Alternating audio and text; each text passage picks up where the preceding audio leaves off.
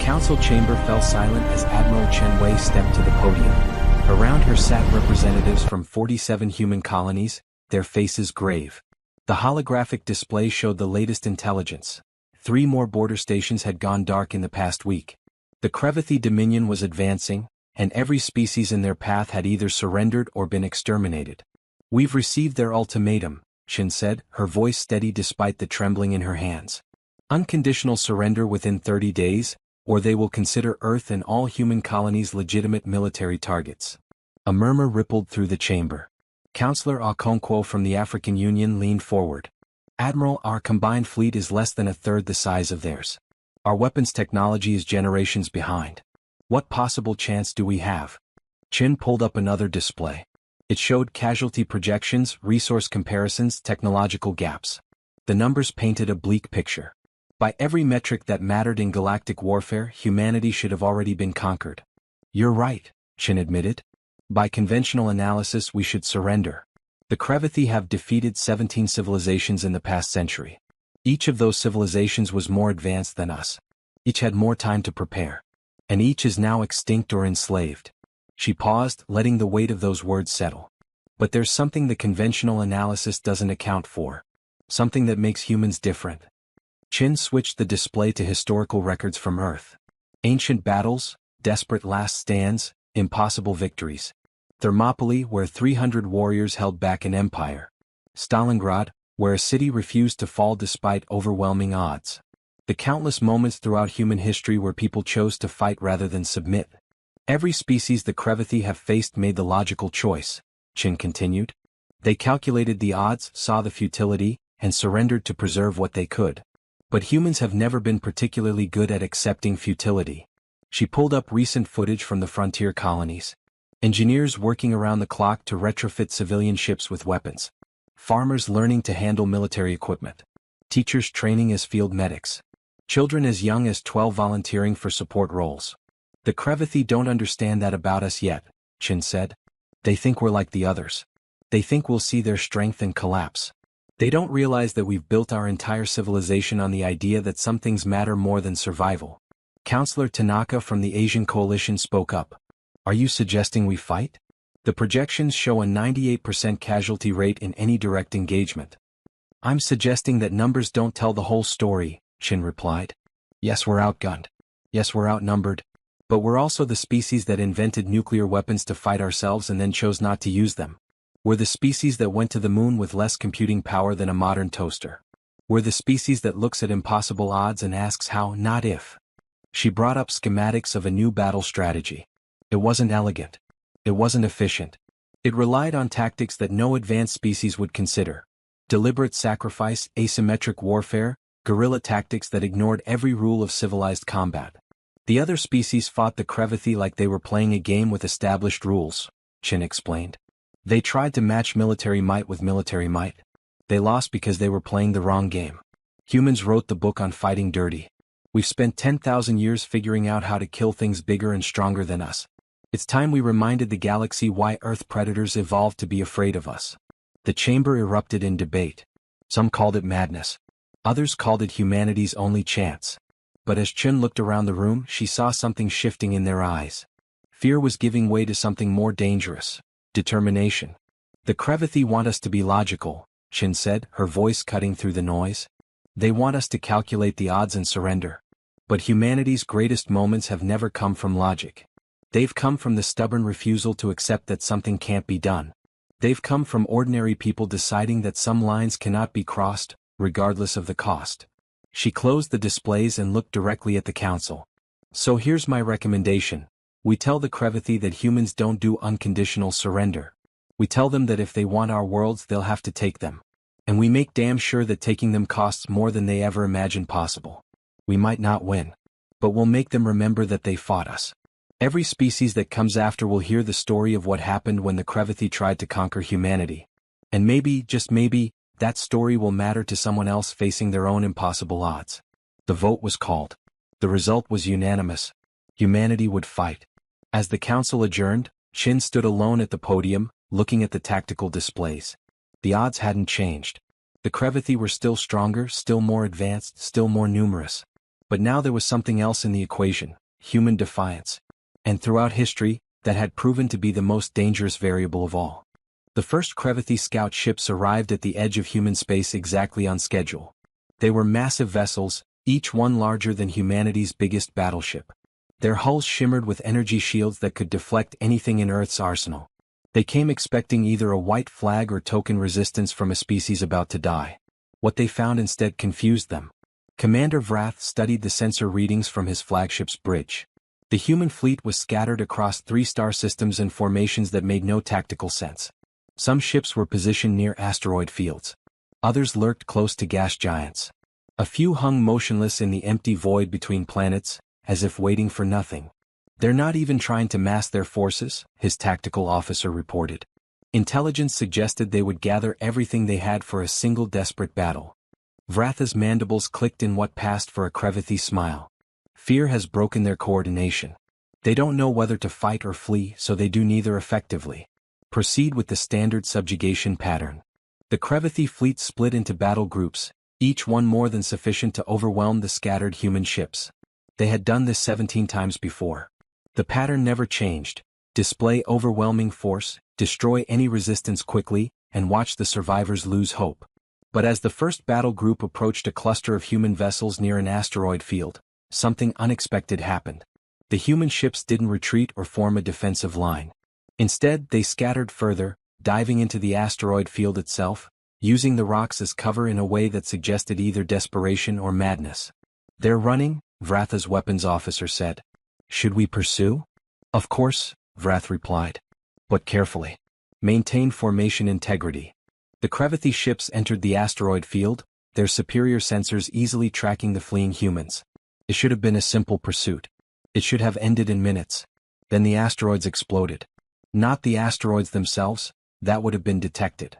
Instead, the human ships had seeded the field with thousands of crude mines, barely more sophisticated than explosive charges with basic proximity sensors. Each mine was too small to threaten a Crevathi warship individually. But there were so many of them, detonating in carefully timed sequences, that they created a cascade of debris that overwhelmed even advanced shields. 3 Crevathi ships lost shield integrity. 2 more took significant hull damage. And the human ships that had seemed to be fleeing turned back, focusing all their firepower on the weakened vessels. It wasn't elegant warfare. It wasn't honorable combat. It was an ambush using tactics that the Crevathi hadn't seen since their own pre-spaceflight era. Across the other star systems, similar scenes unfolded. Human ships near the gas giant didn't engage the approaching Crevathi fleet. Instead, they detonated nuclear weapons in the planet's upper atmosphere, creating a massive electromagnetic pulse that disrupted the alien ship's sophisticated targeting systems. In those few minutes of electronic chaos, the humans closed to point-blank range and fired everything they had at engine sections and weapon ports. The Crevathi lost 8 ships in the first hour. 8 ships that should have been invulnerable. 8 ships destroyed by a species that should have already surrendered. On his flagship, Vrath watched the reports coming in with growing unease. The humans were fighting all wrong. They ignored every principle of space warfare that had been established over millennia. They used weapons the Crevathi considered obsolete. They sacrificed their own ships with a casualness that suggested they valued victory over survival. "Get me a tactical analysis," Vrath ordered. "I want to know what strategy they're following." The analysis came back minutes later, and it only deepened his confusion. The humans weren't following any recognizable strategy. They were improvising, adapting, using whatever advantage they could find in each specific situation. It was chaos masquerading as tactics. "They're learning," his science officer said quietly. "Every engagement they're testing our responses and adapting. They lost 12 ships destroying our 8, but they learned which of our systems are vulnerable to which weapons. They're treating this like an experiment." Vrath felt something he hadn't experienced in decades of conquest: uncertainty. The Crevathi way of war was built on predictability. Superior technology, superior numbers, superior tactics. These things always won. But the humans weren't playing that game. They were changing the rules with every engagement. On the human carrier ship Indomitable, Admiral Chen watched the tactical displays with grim satisfaction. Yes, they were losing ships. Yes, the casualties were mounting. But every Crevathi ship they destroyed was a lesson learned and a message sent. "They're reforming their battle groups," her tactical officer reported. "Pulling back to more defensive formations." "Good," Chin replied. They're thinking now. Wondering what we'll do next. Wondering if their shields will hold. Wondering if they're really as invincible as they thought. She pulled up a communication channel to all human ships. All units, execute Protocol Vanguard. Remember, we're not trying to win today. We're trying to make them bleed. We're trying to make them afraid. Across 3 star systems, human ships that had seemed defeated suddenly activated drives they'd kept in reserve. Civilian transports that had appeared to be fleeing launched waves of missiles that had been disguised as cargo containers. Mining vessels rammed Crevathi cruisers at full acceleration, their crews choosing certain death over retreat. The Crevathi had expected rational resistance. They got something far more dangerous. Humans fighting like they had nothing left to lose because they'd already decided that some things were worth losing everything for. By the end of the first day, the Crevathi had lost 19 ships. The humans had lost 43. By every conventional measure, the Crevathi were winning. But as Commander Vrath looked at the casualty reports, he felt something that no Crevathi commander had felt in 100 years of conquest. Doubt. The humans shouldn't be this difficult. They shouldn't be this costly. And if the first day had been this hard, what would the rest of the war look like? 3 weeks into the war, Commander Vrath stood before the Crevathi High Command via holographic transmission. His mandibles were still, a sign of deep unease among his species. Behind him, the tactical display showed something that should have been impossible. The human defensive line was holding. Explain how a primitive species has cost us 72 warships, the Supreme Commander hissed, her scales darkening with anger. Explain how they continue to resist when our projections showed complete victory within 10 days. Vrath chose his words carefully. They do not fight like any species we have encountered. They do not value their ships. They do not value their lives. Every engagement is a calculated sacrifice designed to inflict maximum damage. They have turned warfare into mathematics where their side of the equation doesn't include survival. Impossible, another high command member interjected. Self-preservation is universal. All species prioritize survival. Not humans, Vrath replied quietly. We captured some of their wounded. During interrogation, one of them said something that our translators struggled with. The closest approximation was, we don't need to win. We just need to make you wish you'd never found us. The transmission fell silent. Across the Crevathi command network, admirals who had conquered 17 civilizations struggled to understand an enemy that weaponized hopelessness itself. On Earth, Admiral Chin sat in the war room beneath Geneva, surrounded by holographic displays showing the state of humanity's defense. The numbers looked terrible. 40% of the fleet was gone. 12 colonies had been evacuated. Casualty lists grew longer every day. But there were other numbers too. Numbers that mattered more. Crevathi fleet advance has slowed by 63%, her intelligence officer reported.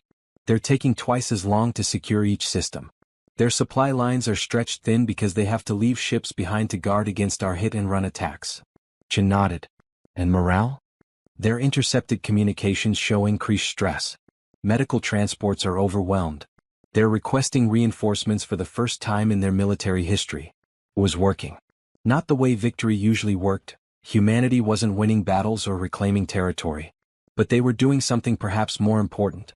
They were making the Crevathi question whether conquering humanity was worth the cost. Chen pulled up a communication channel to every human ship, station, and colony. It was time. This is Admiral Chen to all human forces. For 3 weeks, we've held the line not by being stronger, but by being more stubborn than our enemy could imagine. We've taught them that humans don't break when you push us. We dig in. We adapt. We survive. And most importantly, we make you pay for every inch. She paused, looking at the faces of her staff around her. Young and old, civilian and military, all of them tired, all of them afraid, and all of them still here. Today we begin the next phase. Operation Prometheus. Every ship, every station, every colony begins broadcasting the full record of this war on all frequencies. We want the galaxy to see what happened here. We want every species that the Crevathi threatens next to know that resistance is possible. That tyrants can bleed. That the strong can be made to hesitate. Across human space the broadcasts began. Not propaganda but raw footage. Crevathi ships burning. Human vessels sacrificing themselves to protect colony evacuation ships. Farmers fighting with mining equipment. Engineers dying to keep shield generators running. The desperate, ugly, beautiful truth of humanity's stand. And then something unexpected happened. The first message came from a species called the Varani, who had surrendered to the Crevathi 40 years earlier. It was brief. We see you. We remember. You are not alone. Then another message from the Tolmec Confederacy. Your courage shames our surrender. What can we do? Within hours, messages poured in from across the galaxy. Species that had been conquered, enslaved, or forced into vassalage. Species that had calculated the odds and chosen survival over resistance. They had all been waiting, hoping for someone to prove that the Crevathi weren't invincible. Humanity had given them that proof, written in blood and fire across 3 star systems. Commander Vrath watched as his intelligence officers translated the flood of transmissions now filling the galactic networks. Resistance movements were forming on conquered worlds. Vassal species were questioning their treaties. The entire carefully constructed Crevathi dominion was beginning to crack. They're not trying to defeat us, Vrath realized aloud. They're trying to inspire everyone else to rise up. They've turned this war into a message. He looked at the casualty projections. If the war continued at this rate, the Crevathi would eventually win. But the cost would be catastrophic. And more importantly, it would prove to every species in the galaxy that the Crevathi could be hurt. That resistance was survivable. That surrender wasn't inevitable. The Supreme Commander's face appeared on his display. Commander Vrath, the High Command has reached a decision. We are offering humanity a conditional peace. They keep their core worlds. We withdraw from human space. In exchange, they cease broadcasting these transmissions and agree to a non-aggression pact. Vratha's mandibles clicked in surprise. In 17 conquests, the Crevathi had never negotiated.